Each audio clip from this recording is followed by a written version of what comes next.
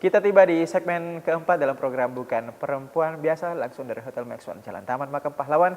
Masih bersama kami di sini. Saya Redia Susahri dan tentunya Kak Ica. Gimana masih semangat Kak Ica? Masih semangat dong. Harus semangat. Kak Ica di sana ngeliatin kita Kak Ica itu. Baik. Ya, nah mungkin bisa Kak Ica foto gitu. Foto kemana gitu, foto ngambil gambarnya. Baik Kak Ica, tadi pertanyaan saya, pengalaman tak terlupakan ada nggak dalam hidup? Mungkin yang mengharukan, bikin takjub, sebel, benci, kangen, speechless atau apapun itu, ada nggak sih Kak? Oke, jadi pengalaman yang istilahnya berkesan sampai sekarang ya, yang sehingga mengubah mindset saya, mengubah keadaan saya. Oh, saya sampai loh di level sekarang. Saya sampai loh di titik ini gitu. Jadi pada saat saya kuliah Kak, saya saat kuliah S1 di bulan kedua, saya punya mindset tuh seperti ini. Entah itu tiba-tiba mindset itu datang dari mana. Saya itu dari SD, SMP, aliyah itu sudah dibiayai oleh orang tua. Toh, maksudnya sudah, itu kan kondisi kita sudah yang menganjak dewasa awal gitu ya. Saya terpikir, masa iya sih saya sudah kuliah, itu sudah kuliah, saya masih meminta sama orang tua. Sehingga di situ saya terpikir di bulan kedua itu Kak, saya telepon orang tua saya, khususnya ibu saya minta untuk tidak dikirim. Tidak dikirim tuh. Sehingga ya karena orang tua saya tahu bagaimana karakter saya, sehingga ya udah nanti juga kalau punya uang pasti dia akan telepon. Tapi no.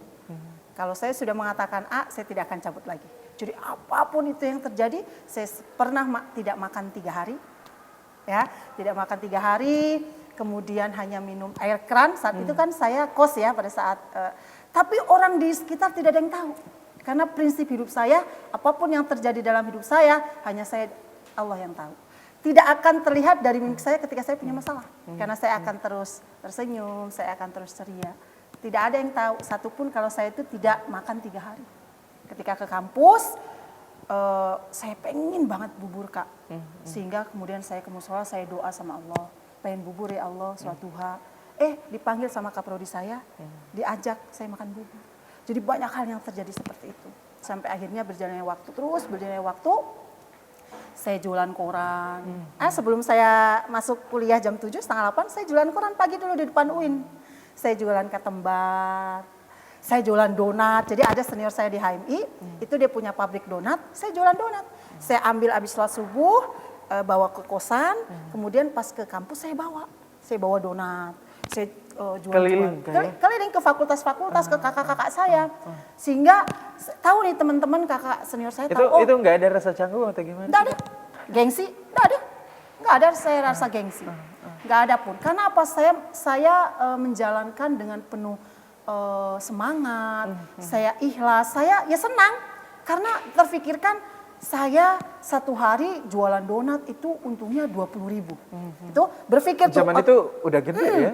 Saat itu saya berpikir, kalau 20.000 kali 30, berarti berapa tuh Kak? 600 kan? 600.000, wow. Besar 600.000 kan, sehingga saya terus bersemangat apalagi nih yang bisa saya jual. Karena kan saya harus menghidupi kehidupan saya harus bayar kos, saya harus bayar fotokopi makalah, saya harus ini, harus itu dan sebagainya.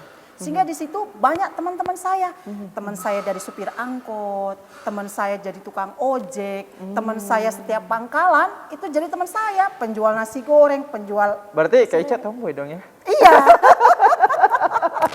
Memang. Betul. Jadi saya sehingga banyak punya teman-teman.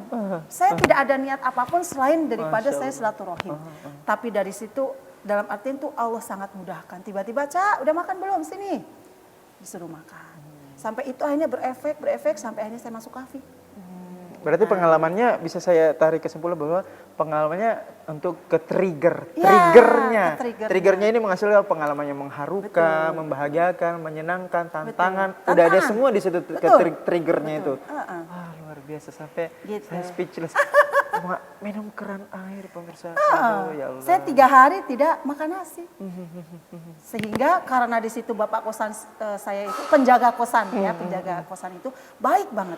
Dari situ gini, Ica, ini ada tanaman apa diambilkan, terus saya masak gitu. Hanya dengan garam aja, tapi tidak ada satupun teman saya yang tahu, orang tua saya apalagi, karena saya punya prinsip apapun kondisi kita, hal-hal yang sedih tidak usah diceritakan pada orang tua, cukup hal-hal yang bahagia saja. Oke, saya tarik nafas pemirsa. Oke, baik.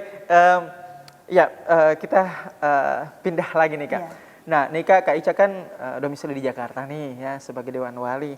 Nah, sekarang hari ini duduk bareng saya. Iya.